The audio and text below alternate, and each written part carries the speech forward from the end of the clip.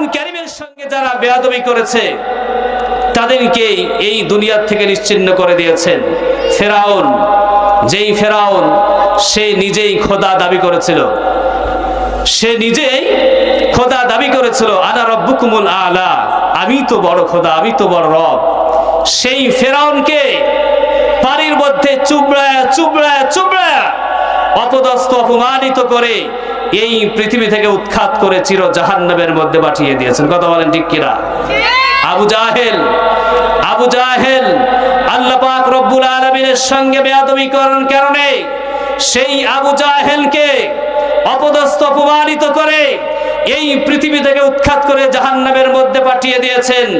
নমরুদ, যেই নমরুদ আল্লাহ তাআলার সঙ্গে বেয়াদবি করেছিল, আল্লাহ পাক রব্বুল আলামিন তিনার সঙ্গে বেয়াদবি করার কারণে যেই নমরুদকে ছোট্ট একটি মশা দ্বারা জুতার বাড়ি খাওয়ায় খাওয়ায় এই পৃথিবী থেকে উৎখাত করে দিয়েছেন। কথা বলেন ঠিক কিনা?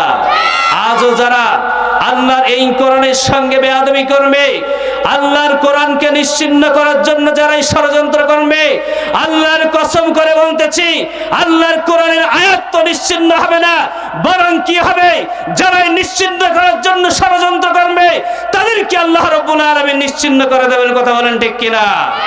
এই জন্য মুসলমান ভাইরা রে আমার, আমাদেরকে ঐক্যবদ্ধ হতে হবে।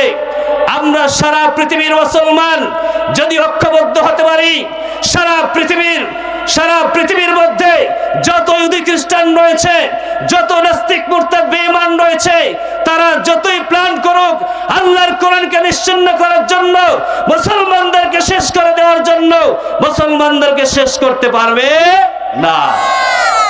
কারণ আমরা ঐক্যবদ্ধ হতে হবে, আমাদেরকে ঐক্যবদ্ধ হতে হবে। আজকে আমরা মুসলমান এক নয়, যার কারণে আজকে সারা পৃথিবীর দিকে তাকাইলে দেখতে পাওয়া যায় যে বিভিন্ন জায়গায় মুসলমানরা আজকে মার খাচ্ছে। ফিলিস্তিন মুসলমান মার খাচ্ছে, কাশ্মীরের মুসলমান মার খাচ্ছে, আরাকানের মুসলমান মার খাচ্ছে। কথা বলে কিসের কারণে মার খাচ্ছে? আমাদের কারণেই মার খাচ্ছি আমরা।